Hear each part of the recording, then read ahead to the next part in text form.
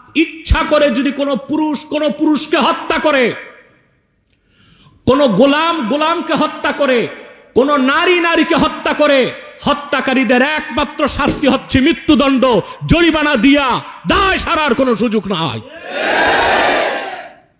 আজ শরীয়তের বিধান বাদ দিয়ে আপনারা ইংরেজদের ত্রুটিপূর্ণ আইনকে গ্রহণ করেছেন। এই জন্য প্রকাশ্যে দীপালোকে পিস্তল দিয়া মানুষ হত্যার পরে আমাদের আদালতে জামিনে মুক্তি পাওয়া যায়।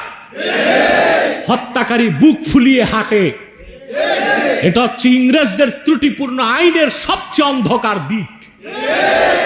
দেখেন বাংলাদেশে হাজার মানুষের সামনে হত্যা করছে। ভুল করেও যদি কোনো মানুষ নিরস্ত্র কোনো মুসলিমকে হত্যা করে, আল্লাহর হাবিব সাল্লাল্লাহু আলাইহি ওয়াসাল্লামের হাদিস অনুযায়ী শরীয়তের সিদ্ধান্ত হচ্ছে 100 উট নিহতর পরিবারকে ক্ষতিপূরণ দিতে হবে। বর্তমানে প্রাপ্তবয়স্ক একটা উটের দাম 10 লাখ টাকা, তাহলে 100 উটের দাম 10 কোটি টাকা। শরীয়ত মোতাবেক আন্দোলনে যেসব ছাত্ররা নিহত হয়েছে তাদের প্রত্যেককে শরীয়ত মোতাবেক জরিমানা দিতে হয় 10 কোটি টাকা করে। কত করে? ওই ছাতা 2 লাখ 4 লাখ টাকায় কোনো কাজ। আজকে আমাদের কচি কাঁচা ছাত্রগুলো জীবন দিচ্ছে। আজ এই কথিত বুদ্ধিজীবী, আইনজীবী, বিচারপতি, মন্ত্রী, এমপিদের কাছে মানুষের জীবনের মূল্য নাই, কিন্তু মুসলমানকে আল্লাহ শিক্ষা দিচ্ছে একটা মানুষের জীবনের মূল্য কত বেশি। আপনি চিন্তা করতে পারেন কত টাকা ক্ষতিপূরণ দিবেন? ক্ষতিপূরণ শরীয়ত যা বলে তাও তো দিচ্ছেন না। কথা বলেন।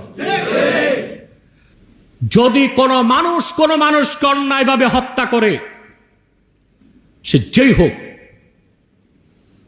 আল্লাহ ফরজ করেছেন তার মৃত্যুদণ্ড কার্যকর করতে হবে। এটা শরীয়তের হুকুম।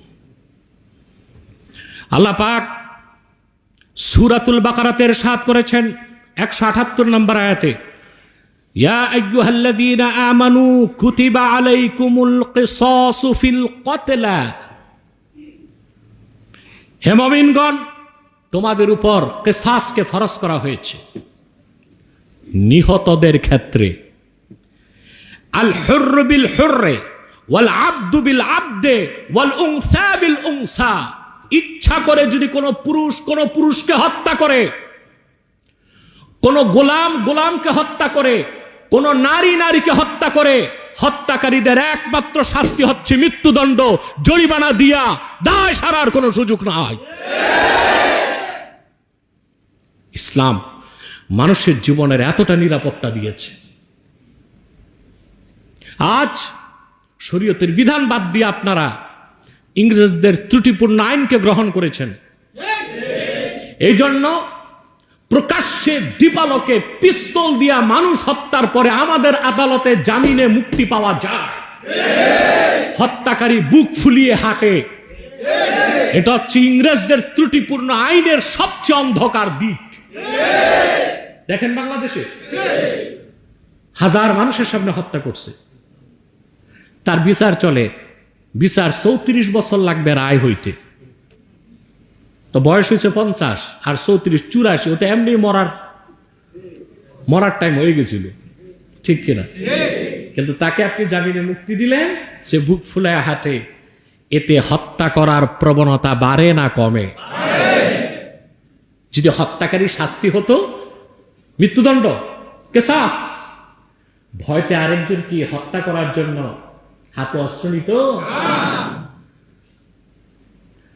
আমাদের জাতীয় বিবেককে এগুলো চিন্তা করতে হবে। পৃথিবীর কোথাও মৃত্যুদণ্ডের শাস্তি 10 বছর 12 বছর লাগে না। আপনি দেখুন, আমি দেখে এসেছি সিঙ্গাপুরে মৃত্যুদণ্ডের শাস্তি হয় সর্বোচ্চ 3 মাসে। এই যে সিঙ্গাপুরের যাকে ফাউন্ডার ফাদার বলা হয়, লি ওয়ান, এ লোকটা ছিল খ্রিস্টান, কিন্তু সে ছিল মাহাতির মোহাম্মদের বন্ধু। টেঙ্কু আব্দুর রহমান, সিঙ্গাপুরটা ছিল মালয়েশিয়ার অংশ। তো বলা ঠিক না, সিঙ্গাপুরে কিছু ছিল না, শুটকির ব্যবসা ছিল ওদের, আর টলার নিয়ে সমুদ্রে চুরি ডাকাতি করত, আর কিছু ব্যবসাখানা ছিল। তো মালয়েশিয়ার যিনি রাজা ছিল টেঙ্কু আব্দুর রহমান, তিনি ঘৃণায় এটা ছেড়ে দিয়েছে। এই একটা বাজে জায়গা আমার দরকার নাই, ওইটারই লিওয়ান নিয়া সাজাই ফেলছে। বুঝেন নাই? সে ইসলামী শরিয়া আইনকে অনুসরণ করেছে। দ্রুত বিচার, মৃত্যুদণ্ডের শাস্তি কতদিনে? সর্বোচ্চ 3 মাস। সম্মানিত সুধী, মানুষের কত মর্যাদা ইসলাম দিয়েছে, সে মর্যাদা আমাদের কাছে নাই। এজন্য আমরা পাখির মতো মানুষ মারতে পারি। একটা পশু হত্যা করার সময় আমাদের হাত কাঁপে, কিন্তু আদম সন্তান আল্লাহর শ্রেষ্ঠ সৃষ্টি মানুষকে হত্যা করতে আমাদের হাত কাঁপে না।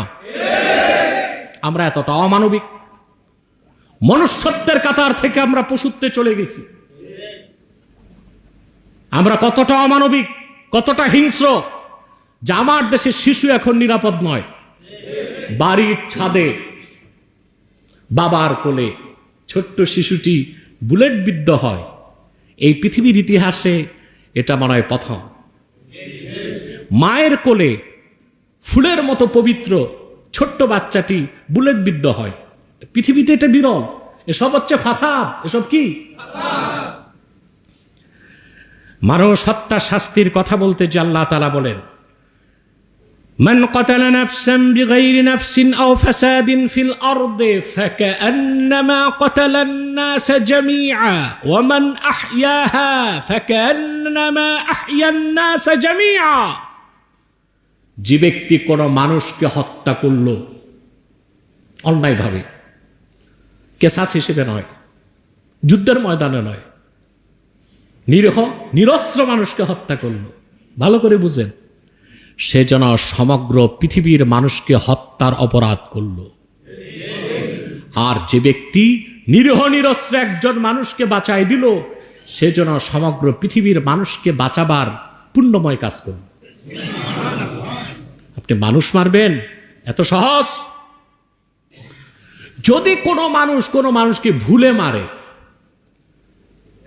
কিসে? ইচ্ছায় মারলে মৃত্যুদণ্ড। যদি ভুলে মারে, মানুষ মিছিল মিটিং করতেছে, পুলিশ গুলি চালালো, দেখা গেল পুলিশ বাড়তে চাইল না, কিন্তু মরে গেল, এটা হচ্ছে শিবহুল আমাদ। এটা পুরা ইচ্ছায় না, ইচ্ছা ছিল না মারার, মরে গেছে। মারতে চাইছে হাঁটুত, গুলি লাগছে কপালে। কিন্তু যে লোক হাঁটুতেও মারে নাই, সিনাতেও মারে নাই, 7 তলার উপর বাচ্চার মাথায় মারছে, ওইটা কোন ডিপার্টমেন্টের? এটা তো দারোয়ানি করার যোগ্যতাও নাই। 7 তলার উপর গুলি যায় কেমনে? কথা বলেন। এটা হচ্ছে শিবহুল আমাদ। ভুল করেও যদি কোনো মানুষ নিরস্ত্র কোনো মুসলিমকে হত্যা করে, সেই ক্ষেত্রে হচ্ছে দিয়াত। একজন মানুষকে ভুলেও যদি হত্যা করা হয়, আল্লাহর হাবিব সাল্লাল্লাহু আলাইহি ওয়াসাল্লামের হাদিস অনুযায়ী শরীয়তের সিদ্ধান্ত হচ্ছে দিয়াত হচ্ছে মিআতুম মিনাল ইবিল, 100 উট নিহতর পরিবারকে ক্ষতিপূরণ দিতে হবে। কত উট? বর্তমানে প্রাপ্তবয়স্ক একটা উটের দাম 10 লাখ টাকা, তাহলে 100 উটের দাম 10 কোটি টাকা। শরীয়ত মোতাবেক আন্দোলনে যেসব ছাত্ররা নিহত হয়েছে, তাদের প্রত্যেককে শরীয়ত মোতাবেক জরিমানা দিতে হয় 10 কোটি টাকা করে। কত করে? ওই ছাতা 2 লাখ 4 লাখ টাকায় কোনো কাজ। আল্লাহর হাবিব সাল্লাল্লাহু আলাইহি ওয়াসাল্লামের হাদিস থেকে দেখা যায় শরীয়তের সিদ্ধান্ত, যদি একজন মুসলিম আরেক মুসলিমের একটা দাঁত ফেলে দেয়, ওইটা জরিমানা 60টা উট।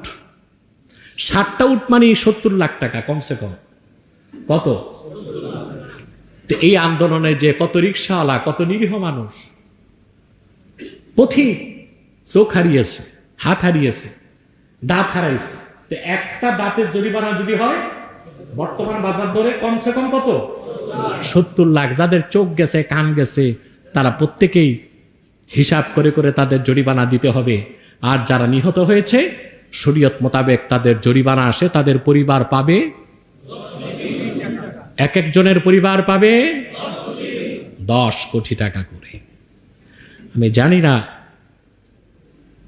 রাষ্ট্রীয় সিদ্ধান্ত নিবে কিনা, কিন্তু যদি এই সিদ্ধান্ত নেওয়া না হয়, পৃথিবীতে তারা বেঁচে গেলেও হাসর ময়দান আল্লাহর কাছে বাঁচতে পারবে না। আসুন আমরা শিরক কুফর বাদ দিয়া দ্বীনের পথে ফিরে আসি, আর এই ভূপৃষ্ঠ থেকে ফাসাদ, বিশৃঙ্খলা, সন্ত্রাস, সহিংসতাকে দূর করি। আল্লাহ আমাদেরকে তৌফিক দান করুন। আমিন। ওয়াখির দাওয়ানা আনিল হামদুলিল্লাহি রাব্বিল আলামিন। ওয়াসসালামু আলাইকুম ওয়া রাহমাতুল্লাহি তাআলা ওয়া বারাকাতুহু।